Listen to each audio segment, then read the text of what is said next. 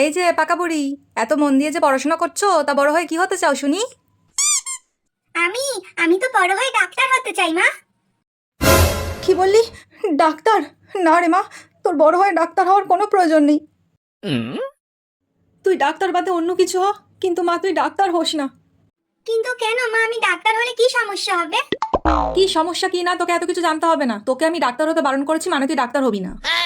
না মা, আমি ডাক্তার হব, আমি ডাক্তার হব, আমি ডাক্তার হব। শোনাই, কান্না থামা বলে দিচ্ছি, এবার কিন্তু আমি খুব বকা দেব। কি হয়েছে মা, এত চেঁচামেচি কিসের? দেখ না দিদি, মা আমাকে খুব বকা দিচ্ছে, তুই কিছু বল। কেন মা, তুমি বোনকে বকছো কেন? কি করেছে? আর বলিস না, সে কখন থেকে বায়না ধরে আছে, খালি বলছে আমি বড় হয়ে ডাক্তার হব। হ্যাঁ তো এটা তো ভালো কথা, তার জন্য তুমি ওকে বকছো। মনা, তুই এ কথা বলছিস? তুই দেখছিস না চারিদিকে কি হচ্ছে? এই তো কিছুদিন আগেই তো একটা লেডি ডক্টরকে কি মর্মান্তিকভাবে রেপ করে খুন করা হলো, তারপরেও তুই বলবি ডক্টর হওয়া ভালো কথা? হ্যাঁ মা, দেখেছি, খুবই মর্মান্তিক ঘটনা। কিন্তু মা, এই ঘটনার সাথে বোনের ডাক্তার না হওয়ার কি সম্পর্ক? সম্পর্ক তো অবশ্যই আছে, কারণ আজকে যে মেয়েটার সাথে এরকম একটা মর্মান্তিক ঘটনা ঘটেছে, সেই মেয়েটাও একজন ডাক্তার, আর তোর বোনও বড় হয়ে ডাক্তার হতে চাইছে। আজকের এই সেম ঘটনা যদি তোর বোন বড় হয়ে ডাক্তার হওয়ার পর তোর বোনের সাথে ঘটে, তখন কি করবি একবার ভেবে দেখেছিস? আচ্ছা মা, আমাকে একটা কথা বলো তো, আজকের এই এত বড় মর্মান্তিক একটা ঘটনা একজন ডাক্তারের সাথে হয়েছে বলে তুমি বোনকে বড় হয়ে বলছো ডাক্তার হতে দেবে না। কিন্তু মা, আজকের এই সেম ঘটনাটা যদি কোনো পুলিশের সাথে হতো, কিংবা কোনো লয়ারের সাথে, বা কোনো টিচারের সাথে, তখন তখন তুমি কি বলতে মা? তখনও কি তুমি বোনকে বারণ করতে? সত্যি তো, তোর মতন করে তো আমি কখনো ভেবেই দেখিনি। একটা কথা কি কখনো ভেবে দেখেছো মা, আজকের এই এত বড় মর্মান্তিক ঘটনাটা একজন ডক্টরের সাথে হয়েছে বলে এত কিছু হচ্ছে, কিন্তু এই সেম ঘটনা প্রতিনিয়ত রাস্তার অলিতে গলিতে আনাচে কানাচে ঘটে চলেছে। এগুলো নিয়ে কি কখনো কোনো প্রতিবাদ হয়েছে?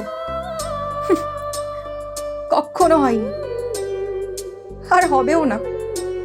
হ্যাঁ রে মনা, তুই ঠিকই বলেছিস, সত্যিই তো, এইসব নিয়ে তো কোনোদিনও কোনো প্রতিবাদ হয় না, আর এরকম করেই কত মেয়েদের জীবন নষ্ট হয়ে যাচ্ছে। আসলে কি জানো তো মা, যতদিন না পর্যন্ত মেয়েদের ওপর থেকে কিছু কিছু ছেলেদের খারাপ দৃষ্টিভঙ্গি বদলাবে, যতদিন না পর্যন্ত রেপিস্টদের কঠোর থেকে কঠোরতম শাস্তি দেওয়া হবে, ততদিন পর্যন্ত এরকম চলতেই থাকবে। আর শাস্তিটা এতটাই কঠোর হওয়া দরকার যাতে পরবর্তীকালে কোনো ছেলে রেপ করার আগে ভয়ে তার সারা শরীর পুরো কেঁপে ওঠে।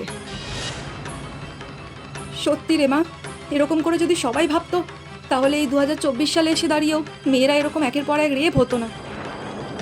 হ্যাঁ মা, আর বোন যেটা হতে চায় তুমি ওকে হতে দাও, কারণ কোনো কিছুই কারোর উপর জোর করে চাপিয়ে দেওয়া যায় না, এতে রীতির বিপরীত হতে পারে। ঠিক বলেছিস তুই, তার থেকে তুমি বরং বোনকে আজ থেকে এমনভাবে তৈরি করো যাতে বড় হয়ে কোনো রকম কোনো অন্যায় দেখলে ভয় পেয়ে বাড়ি না এসে বরং অন্যায়ের প্রতিবাদ করে গর্জে ওঠে। আচ্ছা বেশ, তাই হবে। কি মজা, কি মজা, আমি বড় হয়ে ডাক্তার হব, মাও আমাকে আর কিছু বলতে পারবে না, কি মজা। সেই তো, এখন তো মজা লাগবেই। এতক্ষণ ধরে বসে বসে ফাঁকি মারার পর এখন তো মজা লাগবেই। যা গিয়ে পড়তে বস, পাক্কা মেয়ে কোথাকার একটা।